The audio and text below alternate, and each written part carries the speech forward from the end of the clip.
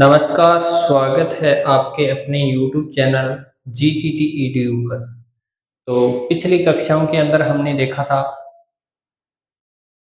जो भूगोल है उसके ऊपर हमने चर्चा की थी पिछली कक्षाओं के अंदर। तो जल्दी से जल्दी क्लास के अंदर जुड़ जाएं, उसके बाद हम हमारी क्लास को स्टार्ट करते हैं। तो जल्दी से जल्दी जुड़ जाएं आप। आज हम चर्चा करेंगे, पिछले वीडियो के अंदर हमने चर्चा की थी बीए फर्स्ट ईयर कि जो भौतिक भूगोल है, इस भौतिक भूगोल के ऊपर क्या है हमने चर्चा की थी। आज हम BA third year, BA BEd third year की जो बुक है जिसका नाम है भारत का भूगोल, भारत का भूगोल, इसे भारत के भूगोल के ऊपर चर्चा आज विस्तार पूर्वक क्या करेंगे, चर्चा करेंगे। ठीक है, इससे पहले भी हमने देख लिया था कि भारत की स्थिति एंड विस्तार देख ली थी। भारत का जो अक्षांशीय विस्तार है, देशांतरी विस्तार, वो भी देख लिया था।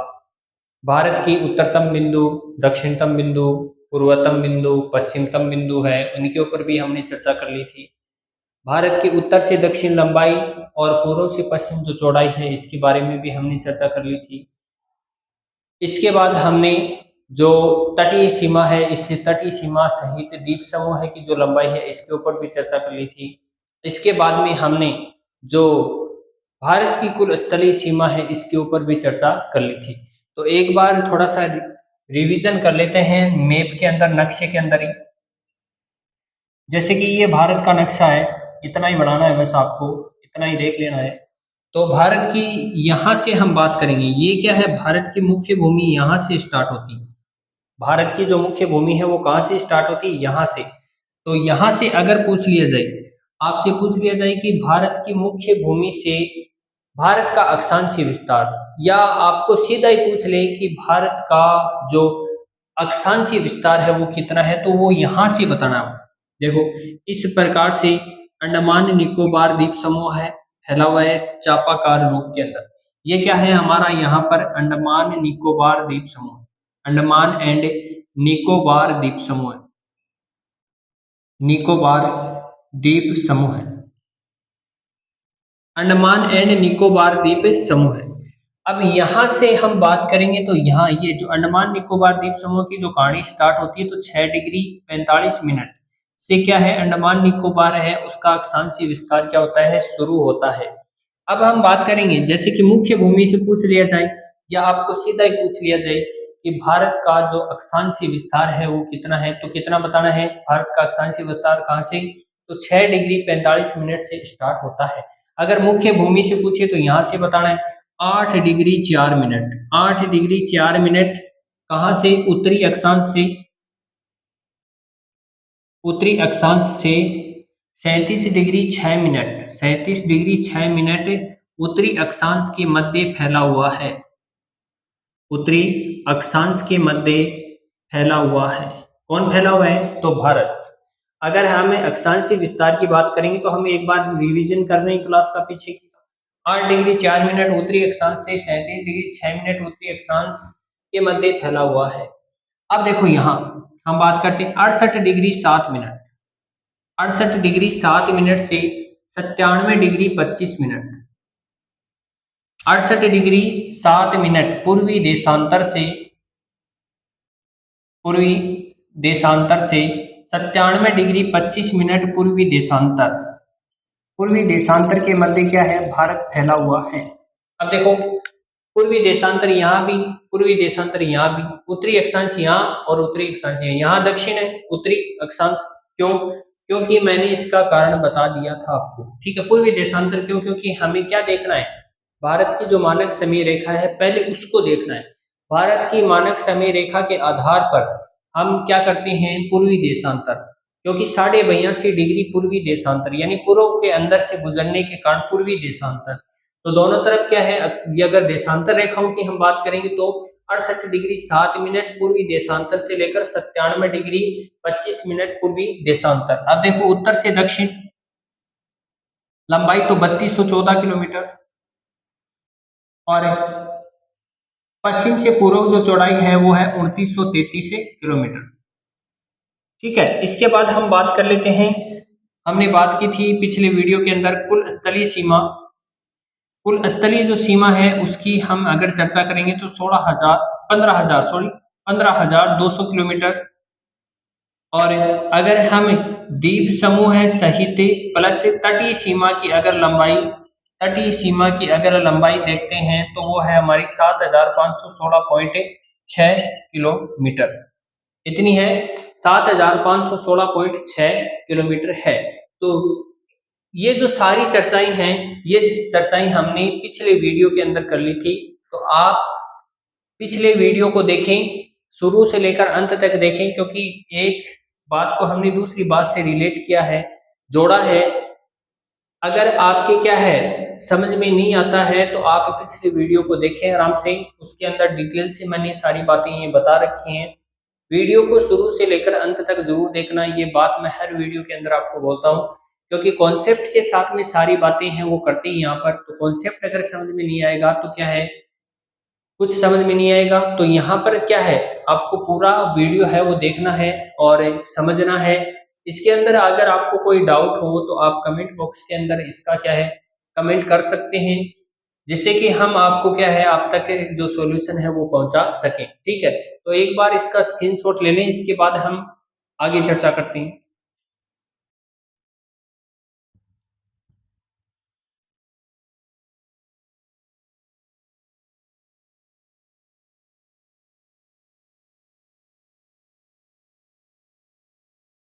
तो आपने स्क्रीनशॉट ले लिया होगा। अब आगे की हम चर्चा करते हैं, बहुत ही महत्वपूर्ण चर्चा करेंगे आज हम।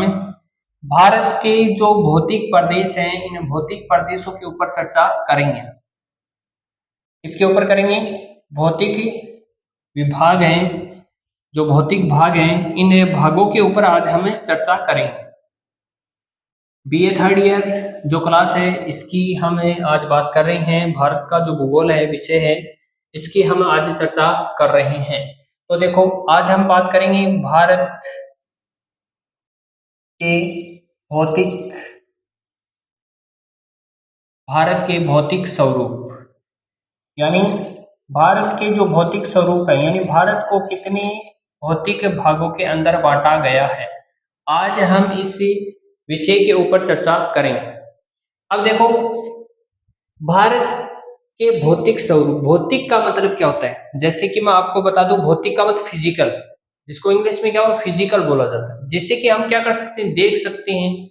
जैसे कि मैंने देखा कि यहाँ पर धरातलीय भाग क्या है, उबड़ खाबड़ है, यहाँ पर नदी है, यहाँ पर मैंने देखा महासागरीय भाग है, यहाँ पर मैंने क्या है देखा झील है। तो कहीं पर महासागरीय भाग है, झील है, तालाब है, पर्वत है, पठार है, ठीक है। कहीं पर आपको क्या है समतल मैदानी मैदान देखने को मिलेगा।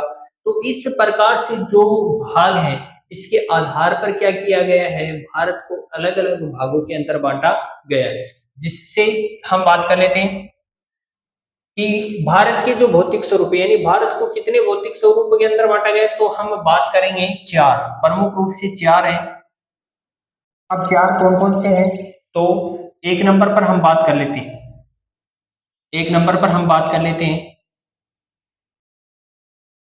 उत्तरी पर्वतीय प्रदेश, उत्तरी पर्वतीय प्रदेश। अब उत्तरी पर्वतीय प्रदेश की चर्चा भी विस्तार पूर्वक करेंगे। तो उत्तरी पर्वतीय प्रदेश के अंदर जो हिमालय से संबंधित जो बातें हैं, यानी हिमालय है, वो सारा का सारा इस उत्तरी पर्वतीय प्रदेश के अंतर्गत आ जाएगा। इसके बाद में दो नंबर पर बात करते हैं, दो नंबर पर, इसके बाद में नीचे की तरफ उत्तर जो पर्वतीय प्रदेश है, तो उत्तर का विशाल मैदान, उत्तर का विशाल मैदान। इसके बाद में आगे तीन नंबर पर चर्चा करेंगे हम महान मरुस्थल भूमि, मरुस्थल भूमि। इसके बाद में चार नंबर पर हम बात करेंगे प्रायद्वीपीय पठार, प्रायद्वीपीय पठार। इसके बाद में पांच नंबर पर हम बात करेंगे तटीय समूह, तटीय समूह। इसके बाद में छह नंबर पर हम बात करेंगे 6 नंबर पर द्वीप समूह है, द्वीप समूह है। यानी 4 में प्लस कितने करने, 2। तो 2 एक्स्ट्रा कौन से, एक तो महान मरुस्थल भूमि और एक द्वीप समूह। तो 4 प्लस 2 बराबर 6। यानी हम बात करेंगे भारत के भौतिक स्वरूपों को कितने भागों के अंदर बांटा गया है, 6 भागों के अंदर बांटा गया है, जो कि आपके सामने।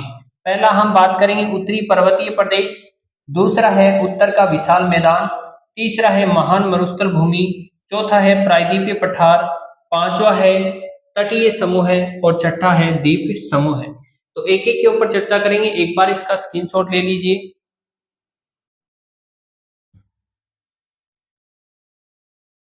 एक बार इसका स्क्रीनशॉट ले लीजिए आप।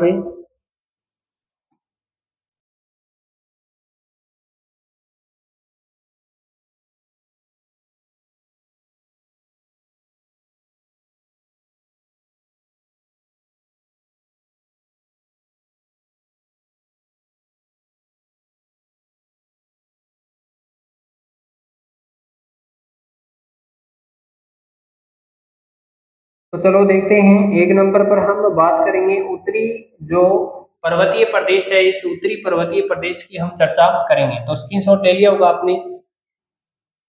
उत्तरी पर्वतीय प्रदेश, 2 नंबर पर उत्तर का विशाल मैदान, 3 नंबर पर महान मरुस्थल भूमि, 4 नंबर पर प्रायद्वीपीय पठार, 5 नंबर पर तटीय समूह है और 6 नंबर पर द्वीप समूह है। ये क्या है, भारत के भौतिक स्वरूप है। अब देखो आगे चर्चा करते हैं।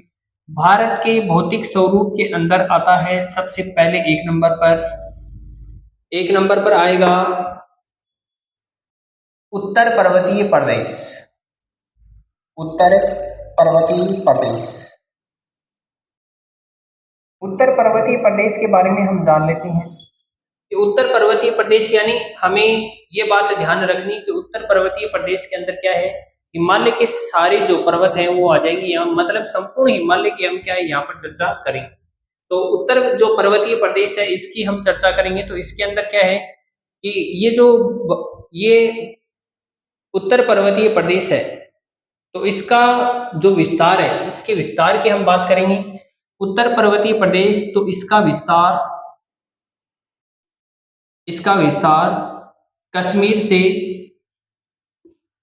कश्मीर से अरुणाचल प्रदेश, अरुणाचल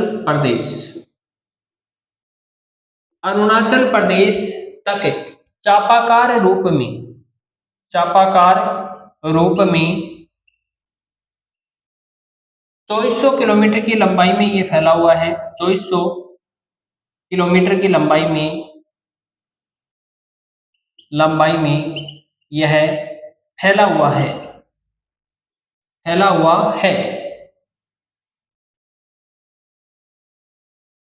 कहने का तात्पर्य क्या है, इसका विस्तार हम देखेंगे तो कहाँ, तो कश्मीर से लेकर अरुणाचल प्रदेश। जैसे कि मैं यहाँ पर छोटा सा मैप बना लेता हूँ। इस प्रकार से छोटा सा क्या बनाएंगे, मैप बनाएंगे। तो इस प्रकार से क्या है, ये भारत का मैप है आगे की तरफ ऐसे। तो यहाँ से लेकर इस प्रकार से चापाकार रूप के अंदर, इस रूप में चापाकार, तो यहाँ पर तो क्या है कश्मीर, के लिख देता हूँ, और यहाँ पर क्या है अरुणाचल प्रदेश, ये लिख देता हूँ अरुणाचल प्रदेश। तो यहाँ से लेकर यहाँ तक क्या है, चापाकार रूप के अंदर फैला हुआ इस प्रकार से, चापाकार रूप के अंदर, ठीक है। और हम बात करेंगे कितना, तो 2400 किलोमीटर। चापाकार रूप के अंदर कितनी किलोमीटर फैला हुआ है, तो 2400 किलोमीटर फैला हुआ है। कश्मीर से लेकर अरुणाचल प्रदेश तक 2400 किलोमीटर की लंबाई के अंदर ये उत्तरी पर्वतीय प्रदेश है या हिमालय पर्वत समूह है, ये फैला हुआ है। लंबाई की बात करें हम, ठीक है। अब इसकी चौड़ाई की बात करेंगे तो पूर्व में 150 व पश्चिम में 400। इसकी लंबाई पूर्व में 150 किलोमीटर व चौड़ाई पश्चिम में 400 किलोमीटर है। कहने का तात्पर्य क्या है कि अगर हम इसकी लंबाई और चौड़ाई की बात करेंगे तो इसकी लंबाई पूर्व में 150 किलोमीटर है और चौड़ाई की अगर चर्चा करेंगे तो पश्चिमी कितनी है, 400 किलोमीटर है। इस बात का आपको ध्यान रखना है, ठीक है। और इस उत्तरी पर्वतीय प्रदेश की अगर हम औसत ऊंचाई की बात करेंगे, किसकी बात करेंगे, औसत ऊंचाई की अगर हम चर्चा करेंगे, औसत ऊंचाई है तो औसत ऊंचाई कितनी है, तो 6000 मीटर है। कितनी है, 6000 मीटर क्या है इसकी औसत ऊंचाई है। इस बात को भी आपको ध्यान में रखना है, ठीक है। क्षेत्रफल की बात कर लेते हैं। उत्तरी पर्वतीय प्रदेश का कुल क्षेत्रफल कितना है, तो कुल क्षेत्रफल की अगर हम चर्चा करेंगे तो कुल क्षेत्रफल है वो 5 लाख वर्ग किलोमीटर के अंदर ये उत्तरी पर्वतीय प्रदेश फैला हुआ है। 5 लाख वर्ग किलोमीटर, यहाँ पर लिखेंगे हम 5 लाख वर्ग किलोमीटर के अंदर क्या है, वर्ग किलोमीटर के अंदर ये जो हमारा उत्तरी पर्वतीय प्रदेश है ये फैला हुआ है। तो एक बार इसका स्क्रीनशॉट ले लें, इसके बाद दोबारा बता के हम अगली जो बात है उस पर चलेंगे।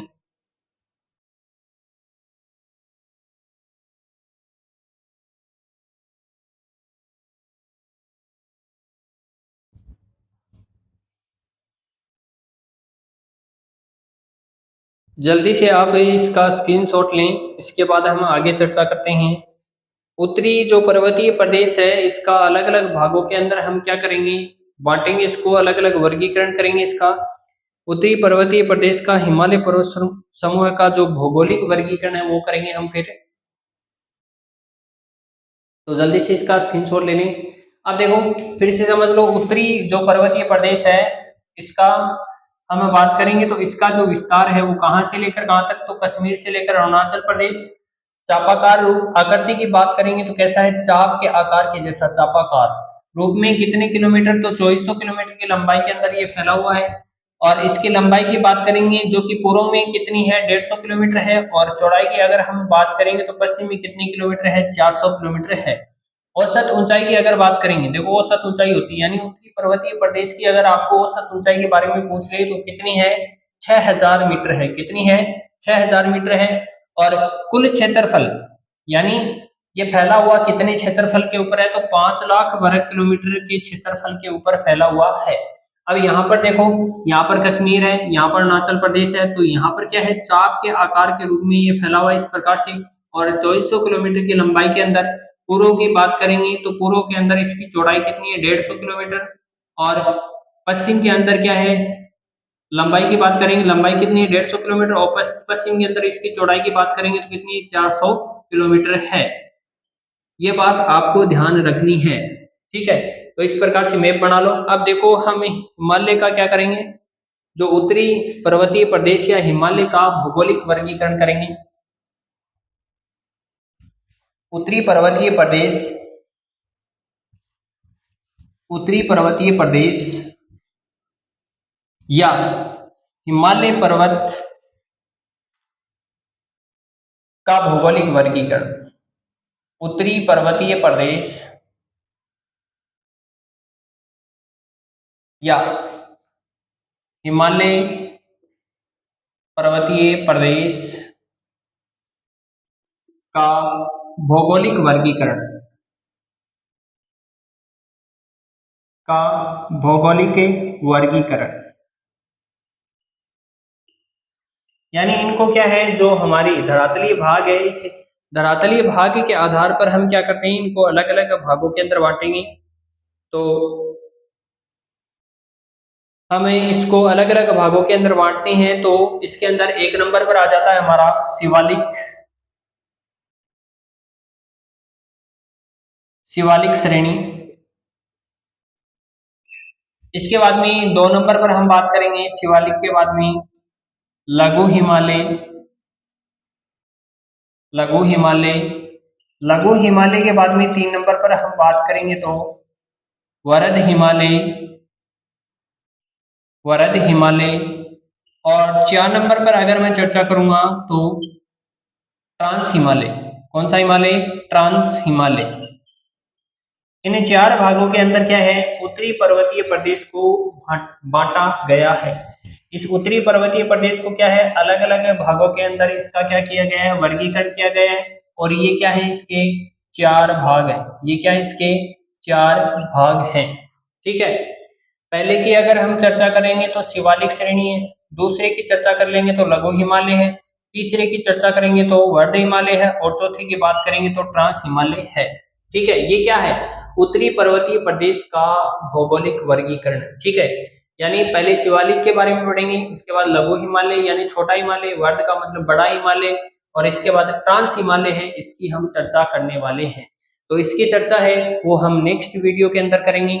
आपको वीडियो कैसा लगा ये जरूर बताना है, और अगर चैनल को सब्सक्राइब नहीं किया है, चैनल पे नए हो तो चैनल को सब्सक्राइब करें, बेल आइकन को प्रेस करें और वीडियो को शुरू से लेकर अंत तक जरूर देखना है।